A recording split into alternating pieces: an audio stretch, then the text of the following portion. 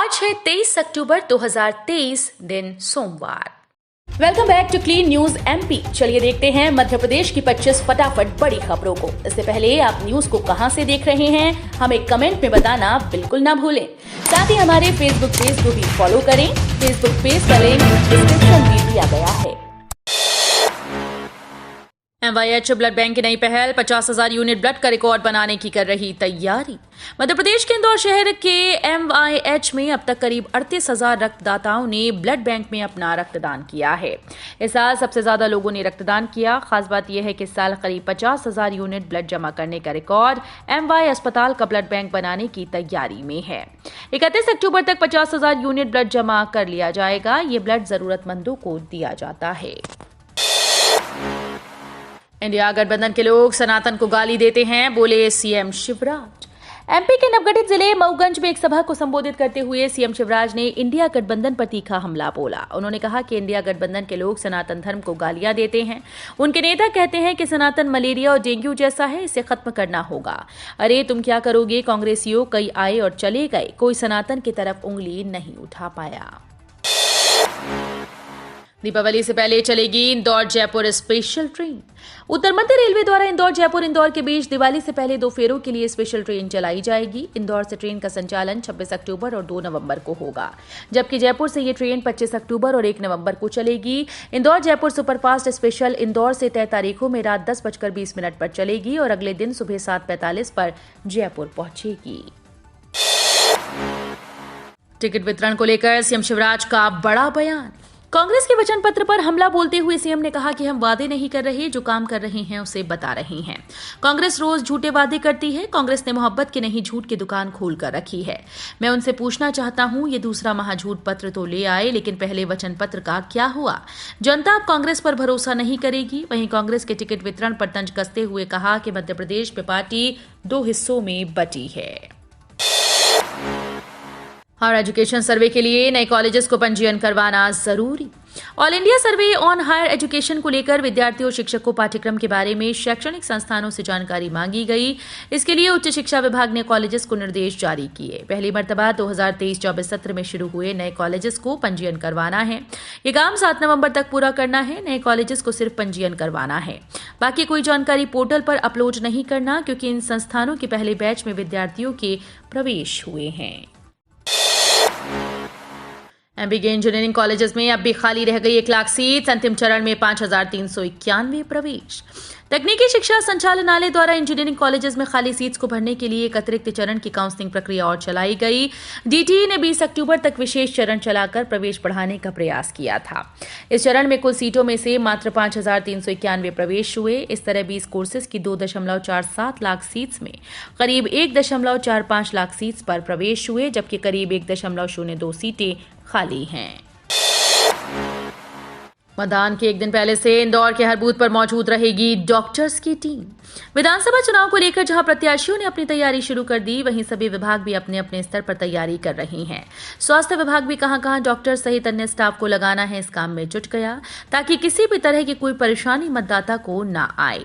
मतदान के एक दिन पहले से ही सभी बूथ पर डॉक्टर की निगरानी में एएनएम की टीम मौजूद रहेगी। ये टीम निर्वाचन आयोग की टीम के साथ ही बूथ पर पहुंच जाएगी। टीम को इसके लिए प्रशिक्षण भी देना शुरू कर दिया गया है। अखिलेश मध्य प्रदेश में उतार सकते हैं 50 प्रत्याशी। इन 3 वजहों से बनते बनते बिगड़ गई बात। मध्य प्रदेश के विधानसभा चुनाव में कांग्रेस और सपा अलग अलग चुनाव लड़ने जा रही हैं। सपा मध्य प्रदेश के चुनाव को लेकर गंभीर हो गई है। करीब 33 सीटें ऐसी हैं जहां सपा ने अपने प्रत्याशी उतार दिए। सूत्रों के अनुसार इस विवाद के बाद सपा अपने प्रत्याशियों की संख्या बढ़ाने जा रही है। 50 ऐसी सीटें हो सकती हैं जहां से सपा अपने उम्मीदवार खड़े करे। राजनीतिक जानकार ये बात कहते हैं कि सपा इतनी सीटों पर अपना प्रभाव नहीं रखती, लेकिन इस विवाद के बाद वो जरूर अपनी राजनीतिक ताकत दिखाना चाहेगी। मध्य प्रदेश का सबसे बड़ा रावण दहन भोपाल में 105 फीट लंबा होगा रावण का पुतला। दशहरा पूरे मध्य प्रदेश में 24 अक्टूबर को धूमधाम से मनाया जाएगा। भोपाल शहर के अलग अलग कोनों में 20 से ज्यादा जगह रावण दहन किया जाएगा। राजधानी भोपाल के कोलार में मध्य प्रदेश का सबसे बड़ा रावण जलाया जाएगा, जिसकी लंबाई 105 फीट होगी। इस तरह मीनाल रेजिडेंसी में भी 51 फीट का रावण जलेगा। शहर के अलग अलग हिस्सों में 35 से लेकर 105 फीट तक का विजयादशमी के पर्व पर रावण का पुतला दहन किया जाएगा। सीएम शिवराज ने कहा, बहन बेटी की तरफ आंख उठाई तो फांसी पर चढ़वा देंगे।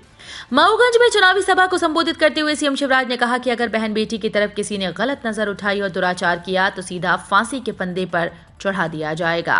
जरूरत पड़ी तो बुलडोजर भी चलेगा। गरीब और किसान परिवार के बच्चों का एडमिशन उच्च शिक्षण संस्थान में हुआ तो फीस उनके मामा भरेंगे। मैं किसी भी बच्चे के भविष्य को बर्बाद नहीं होने दूंगा। रन फॉर वोट मैराथन दौड़ का आयोजन, देश भर के प्रतिभागी हुए शामिल। मैराथन में 6 वर्ष के बालक जिज्ञांश से लेकर 68 वर्ष के शंकरलाल जाट और चेतराम ने ऊर्जा और उत्साह के साथ दौड़ लगाई। वहीं धावकों ने मांडू के प्राकृतिक सौंदर्य के बीच 21 किलोमीटर, 10 किलोमीटर और 5 किलोमीटर श्रेणियों में दौड़ लगाई। साथ ही मैराथन दौड़ मांडू के रेवाकुंड से शुरू हुई। समापन में विजेताओं को सर्टिफिकेट, ट्रॉफी और मेडल दिए गए। एमपी के कई जिलों में हो सकती है बारिश। एमपी के तापमान में लगातार गिरावट दर्ज की जा रही है। वातावरण में नमी के कारण मौसम शुष्क बना हुआ है। आईएमडी के मुताबिक कई जिलों में बारिश की संभावना है। इसमें बैतूल, छिंदवाड़ा, सिवनी, बालाघाट, धार, खंडवा, हरदा, खरगोन और बुरहानपुर में हल्की फुल्की बारिश दर्ज की जा सकती है। फिलहाल पूरे प्रदेश में लोगों को हल्की ठंड महसूस होने लगी है। कांग्रेस का आरोप, आदिवासियों से छीने अधिकार। भाजपा बोली झूठी बात। भाजपा और कांग्रेस के प्रत्याशी घोषित होने के बाद आरोप प्रत्यारोप का सिलसिला तेज हो गया। कांग्रेस की राष्ट्रीय प्रवक्ता डॉक्टर रागिनी नायक ने आरोप लगाया कि मध्य प्रदेश में आदिवासियों को उत्पीड़न हो रहा है, उनके अधिकार छीने जा रहे हैं। कैंपा फंड से होने वाले काम ठेकेदारी व्यवस्था में कराने का निर्णय इस दिशा में उठाया गया कदम है। इस पर भाजपा ने पलटवार करते हुए कहा कि कांग्रेस हताश, निराश और मतिभ्रम का शिकार है। आदिवासियों को अधिकार देने का काम भाजपा सरकार ने किया है। बीबीए और एमएससी के रिजल्ट घोषित, 70% विद्यार्थी पास। परीक्षा खत्म होने के 3 महीने बाद भी कई पाठ्यक्रम के रिजल्ट आना बाकी हैं। देवी अहिल्या विश्वविद्यालय ने ऐसे स्नातक, स्नातकोत्तर की सूची तैयार की। इन्हें 10 दिनों के भीतर घोषित करने की रूपरेखा बनाई है।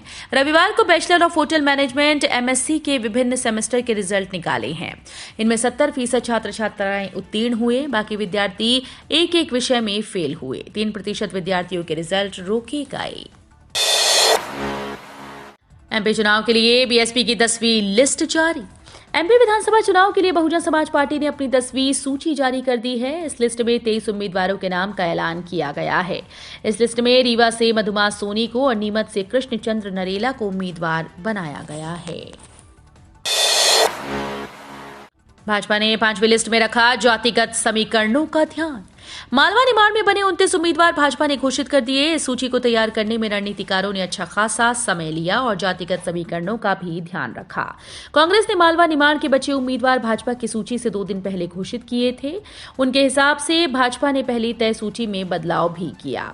इंदौर की 3 नंबर विधानसभा सीट में जिले की 9 सीट्स में सबसे कम वोटर हैं। 2.25 लाख वोटर्स की इन विधानसभा में 15,000 ब्राह्मण मतदाता भी हैं। बयान में लोग डेंगू की चपेट में, कीटनाशक दवाओं का छिड़काव बंद। मौसम में आ रहे बदलाव से सर्दी खांसी के साथ ही डेंगू मलेरिया भी लोगों को अपनी चपेट में ले रहा है। सरकारी आंकड़ों में अब तक डेंगू की चपेट में कई सारे लोग आ चुके हैं। आपको बता दें कि अघोषित तौर पर डेंगू पॉजिटिव केसेस की संख्या अधिक हो सकती है, क्योंकि सरकारी अस्पतालों के आंकड़े तो जिला मलेरिया विभाग तक पहुंच रहे हैं, पर निजी अस्पताल अब भी सही आंकड़ा नहीं दे रहे हैं। सरकारी आंकड़ों में डेंगू की चपेट में अब तक 92 लोग आ चुके हैं, जबकि सघन इलाकों से ज्यादातर लोग निजी अस्पतालों में इलाज कराने पहुंच रहे हैं। 28 अक्टूबर को शरद पूर्णिमा पर लगेगा साल का अंतिम चंद्र ग्रहण। साल का अंतिम चंद्र ग्रहण 28 अक्टूबर को लगेगा। ये देर रात 1:05 से 2:24 बजे तक प्रभावी रहेगा। इस दिन शाम 4:06 से चंद्रोदय हो जाएगा। बरेली के ज्योतिर्विद डॉक्टर सौरभ शंकधर ने बताया कि चंद्र ग्रहण का सूतक शाम 4:05 से आरंभ होगा। घर में मंत्र जपने से 1 गुना, किसी मंदिर में जपने से 10 गुना, तीर्थ स्थान या किसी नदी किनारे जपने से 100 गुना और ग्रहण काल में मंत्र जपने से उसका 1000 गुना फल मिलता है। चीनी मिसाइलों की जद में होगा अमेरिका। भारत को भी टेंशन देने वाली पेंटागन की रिपोर्ट। पेंटागन की रिपोर्ट में चीन की परमाणु शक्ति को लेकर बड़ा दावा किया गया। इस रिपोर्ट में कहा गया कि चीन के पास इस समय कम से कम 500 परमाणु हथियार हैं। वहीं 2030 तक इनकी संख्या बढ़कर 1000 हो सकती है। इससे पहले पेंटागन ने 2021 में रिपोर्ट जारी की थी और कहा था कि चीन ने 400 परमाणु हथियार जुटा लिए। इसमें कहा गया कि चीन ने 2022 में 3 भूमिगत फील्ड्स बनाई हैं और इसमें 300 से ज्यादा बैलिस्टिक मिसाइल्स रखी गई हैं। 30 सालों बाद मजदूरों को जागी हक का पैसा मिलने की उम्मीद, निकले खुशियों के आंसू। इंदौर में 30 साल पहले बंद हुई हुक्मचंद मिल के श्रमिकों की 1641वीं बैठक खुशियों से भरी रही। जैसे ही श्रमिक नेता नरेंद्र श्रीवंश ने बैठक में बताया कि मजदूरों और उनके परिवारों को ब्याज सहित 218 करोड़ रुपए मिलेंगे और इसकी प्रक्रिया भी जल्द शुरू होने जा रही है। ये सुनते ही झुर्रियों से भरे श्रमिकों के चेहरे पर चमक आ गई और मुस्कान खिल उठी। श्रमिक परिवार की कुछ महिलाएं भी बैठक में शामिल थीं। उनमें से कुछ की आंखों में खुशी के आंसू भी नजर आए। टिकट बंटवारे के बाद बीजेपी कांग्रेस में घमासान। एमपी विधानसभा चुनाव के लिए टिकट बंटवारे के बाद बीजेपी कांग्रेस में घमासान देखने को मिल रहा है। दोनों पार्टीज के नेता टिकट न मिलने पर बगावती हो गए हैं। कांग्रेस में टिकट बंटवारे के बाद जहां कमलनाथ और दिग्विजय सिंह के घर के बाहर कांग्रेस नेता प्रदर्शन कर रहे हैं, वहीं बीजेपी में टिकट कटने से नाराज नेताओं ने केंद्रीय मंत्री भूपेंद्र यादव के साथ धक्का मुक्की की। सेना के जवानों के साथ दशहरा मनाएंगे रक्षा मंत्री। एलएसी पर जमीनी स्थिति की समीक्षा भी करेंगी। रक्षा मंत्री राजनाथ सिंह अरुणाचल प्रदेश के तवांग में एक अग्रिम अड्डे पर मंगलवार को सेना के जवानों के साथ दशहरा मनाएंगे।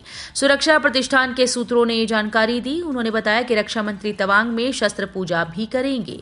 राजनाथ सिंह ने रणनीतिक रूप से महत्वपूर्ण स्थान पर सैनिकों के साथ दशहरा मनाने का फैसला ऐसे समय में किया जब भारत और चीन के बीच पूर्वी लद्दाख में टकराव वाले कुछ स्थानों पर 3 साल से अधिक समय से गतिरोध बना हुआ है। सरकार इस दिन जारी कर सकती है 15वीं किस्त, सामने आया अपडेट। अब तक किसानों के खाते में कुल 14 किस्त को ट्रांसफर किया जा चुका है। 14वीं किस्त मिलने के बाद से देश में कई किसान 15वीं किस्त का इंतजार कर रहे हैं। ऐसे में प्रधानमंत्री किसान सम्मान निधि योजना की 15वीं किस्त को लेकर बड़ा अपडेट सामने आया है। मीडिया रिपोर्ट्स की माने तो सरकार प्रधानमंत्री किसान सम्मान निधि योजना की 15वीं किस्त के पैसे को नवंबर या दिसंबर महीने में जारी कर सकती है। नेतन्याहू ने हिजबुल्लाह को दी चेतावनी। इजराइल के पीएम बेंजामिन नेतन्याहू ने लेबनान के सबसे शक्तिशाली सैन्य बल हिजबुल्लाह को चेतावनी दी। उन्होंने कहा कि अगर हिजबुल्लाह इजराइल के खिलाफ एक दूसरा युद्ध मोर्चा खोलता है तो ये उसकी गलती होगी और फिर इजराइल लेबनान के लिए तबाही ले आएगा। इसके अकल्पनीय परिणाम होंगे। बता दें कि पश्चिमी देश इजराइल, अरब खाड़ी देशों और अरब लीग हिजबुल्लाह को आतंकवादी संगठन मानते हैं। भारत ने लिया बदला। डब्ल्यूसी में 20 साल बाद न्यूजीलैंड को हराया।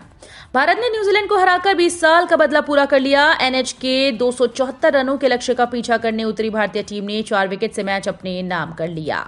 विराट कोहली ने सबसे ज्यादा 95 रन की पारी खेली। बता दें कि भारत वर्ल्ड कप में 2003 से न्यूजीलैंड के खिलाफ कोई भी मैच नहीं जीता था। इस वर्ल्ड कप में भारत की ये लगातार 5वीं जीत है।